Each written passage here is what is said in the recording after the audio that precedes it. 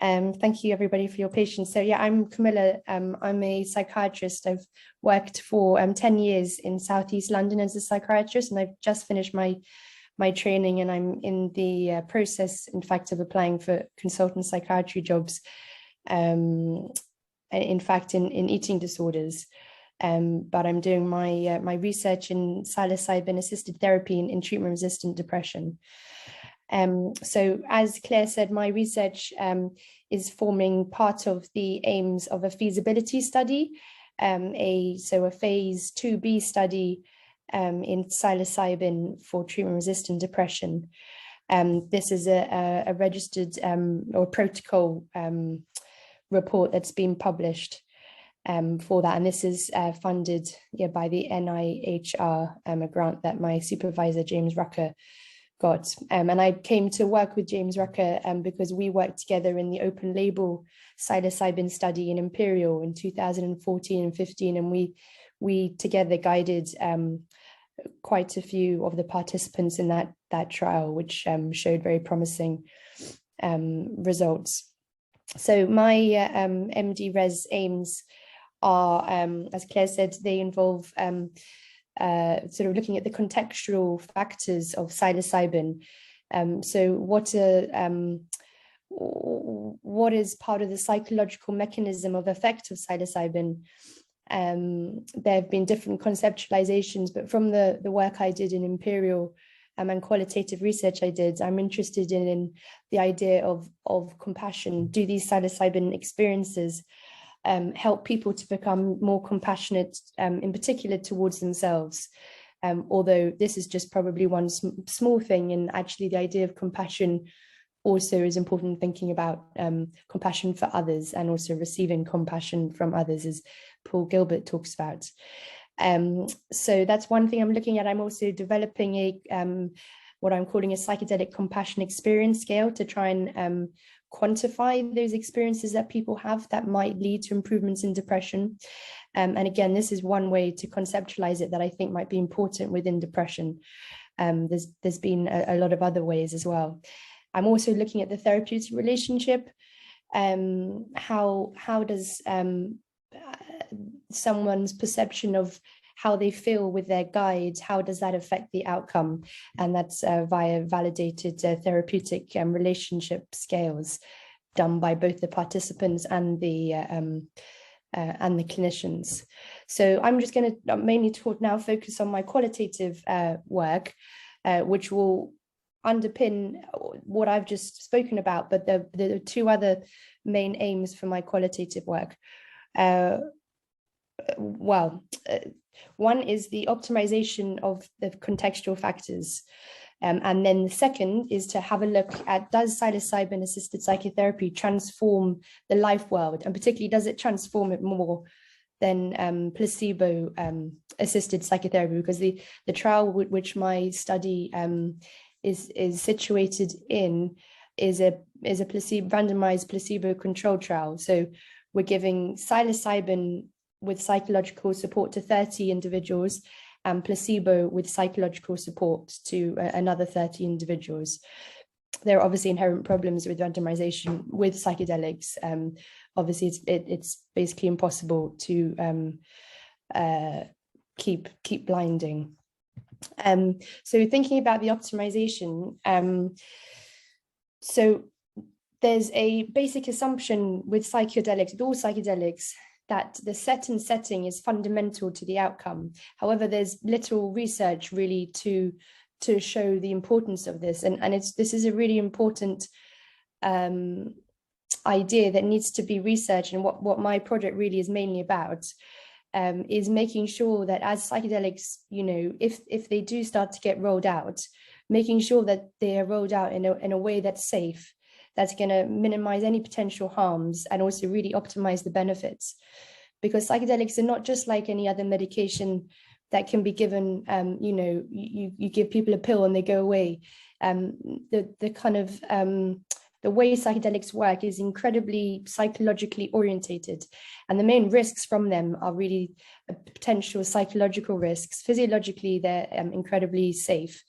It's essentially impossible to physically overdose on psychedelics, but definitely psychologically there could be potential harms.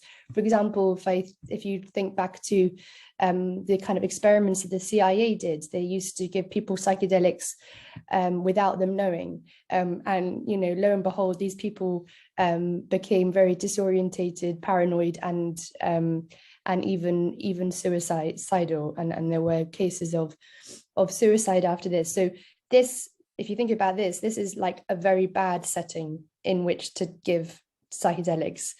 So you're giving them for the wrong reason, you know, trying to sort of experiment with people, and doing it in a way where people have no idea what's going on and are being actually intentionally misled. So if that's like the worst setting, what we're trying to do in terms of making a good setting is really the opposite of that, is helping people to feel safe, to really look into themselves, to find out more about what's going on with their depression, what are the factors that are keeping them depressed, and to help them to be empowered and to have more insight themselves, to come, you know, to be able to then change their behavior to become less depressed. So that's sort of the optimization of contextual factors. The other thing that I'm very interested in is looking at the transformation of the life world. This comes out of a reading group that I've been facilitating for some years about phenomenology. The main person who's really inspired me relating to this is Martin Heidegger, reading Being in Time. It's all about the idea, rather than the Cartesian idea that we're sort of separate objects, separate subjects and with objects. It's the idea that actually, in terms of our consciousness, and it's the idea that we are beings in a world, so that there's always a dynamic interplay between us and our context, between us and our world and the objects around us. And it's actually very hard to separate that.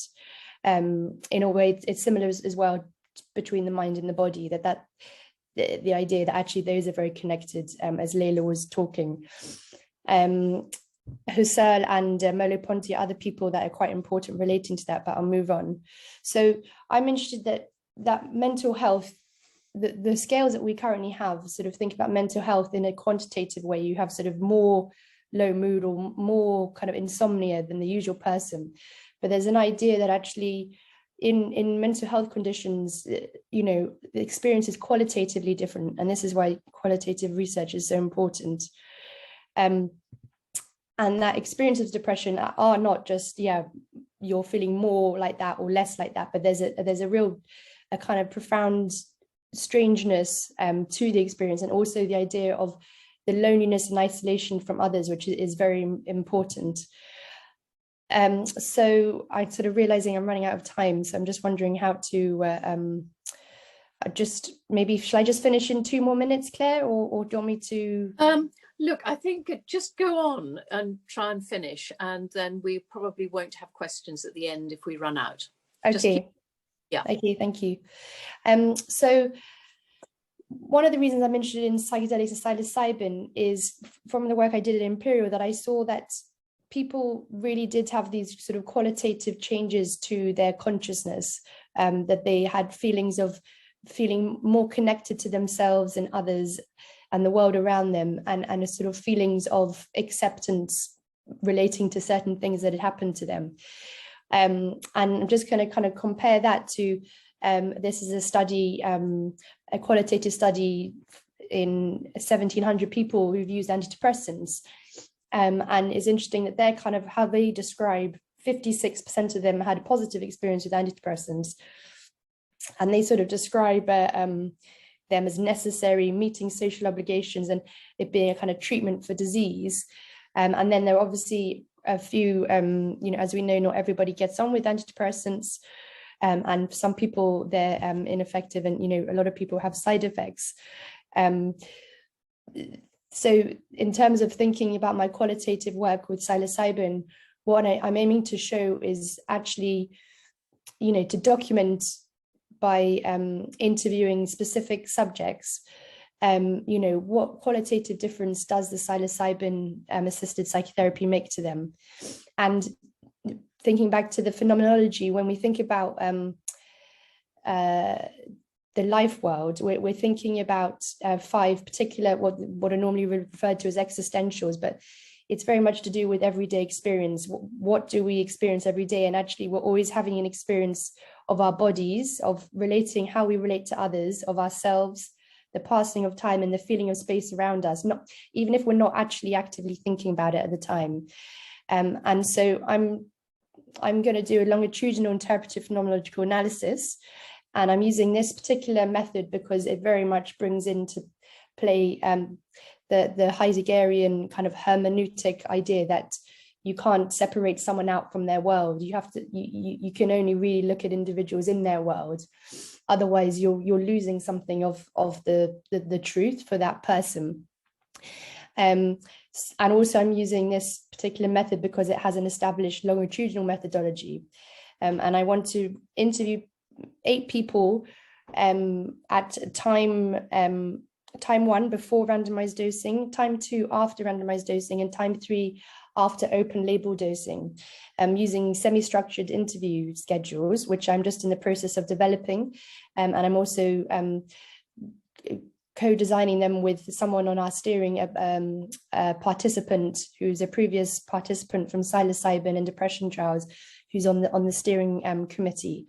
And this is, I've also been doing training on IPA methodology, and it's very important for the schedule to be well designed in order to really get good information back out. And it's also important that the technique which I use in the interview is also good, because you're basically trying to get someone to talk freely about their experience with very limited talk from myself, but I'm trying to facilitate them to say these things. And obviously I'm hoping to get people from different, socioeconomic backgrounds, and it's this kind of talking about these kind of things will be more difficult for some people.